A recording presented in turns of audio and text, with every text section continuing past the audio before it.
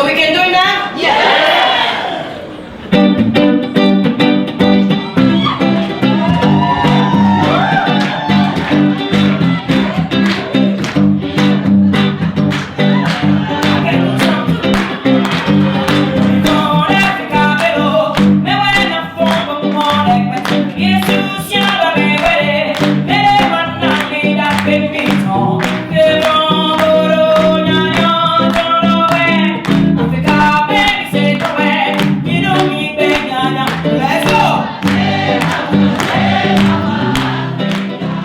So Angelique, first of all, just thank you so much for doing this. It means so much to us to have you be willing to participate in our celebration of 20 years. Wow, 20 years already. 20 years. Oh, and you know, I was thinking that these 20 years, I mean, we've kind of been on the same road these 20 years. Yeah, pretty much. Different lanes, perhaps, but the We same didn't road. see, me personally, I didn't see it pass by. So what have been the big moments for you in terms of like seeing that this was really working, that Americans were getting this music? You know what? One thing that I have been pretty sure of from the beginning is the fact that sooner or later, the American people are going to find out that the music that they grew up in, that they listen to, have its roots back in Africa. Amen. That sooner or later, we're gonna go step by step and grow together and finally meet on the middle ground where we all agree that that's where we all belong. So that was not a doubt for me from the beginning. It was how we get there and how long that process will take. And are we both on each side will be willing to be patient enough to go toward one another, not in separate directions. Yeah. That was the only challenge that I've been concerned about throughout the year. Yeah, that's great. Well, I've often said that the day when Americans can listen to the blues and hear Arabia and Africa in it is a day when, you know, things have come along. You've done a lot. The 3 records that you made where you kind of went through these diaspora situations and looked at each one musically, those are very powerful. That's great work. I have to do it because for me, the existence of slavery was through music.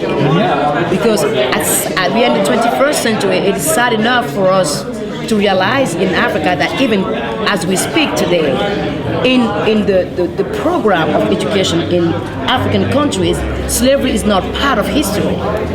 So if we don't teach the youth what is going on for them to know, for them to avoid to do the same mistake as in the past, we will create the same situation. You're saying in Africa they don't teach No. slavery? They just taught more in here school. than in Africa? Absolutely. Interesting.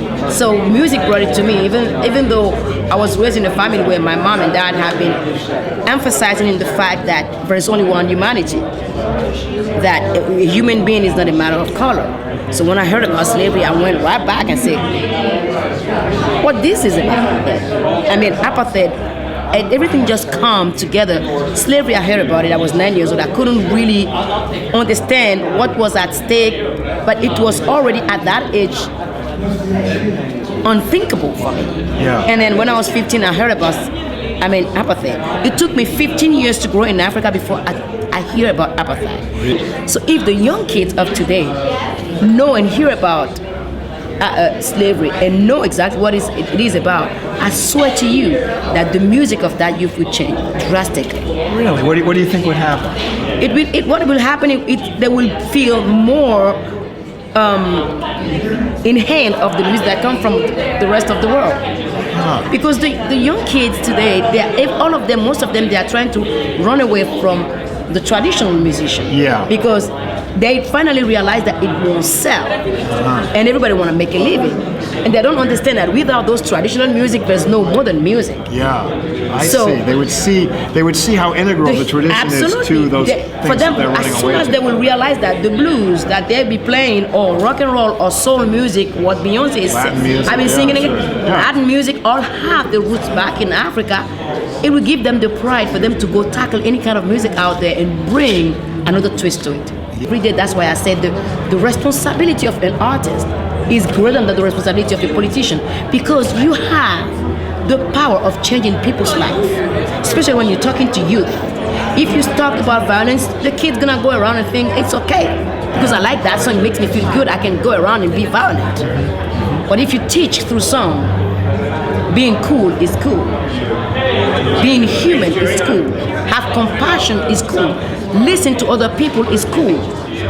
It's okay when you're a man, something hurts you to cry is cool, it's cool. But to remove all those macho stuff going around, the men gonna learn we're gonna have different type of men. To teach the women, you're not a piece of meat on a shelf. You have to respect yourself. When you look ahead, like what's the frontier now? What's the next thing? I mean, both on the African side and on the American side, because it's a two-way street. This whole enterprise. I mean, I think that we are going to be losing frontiers and boundaries because this world is becoming a global village.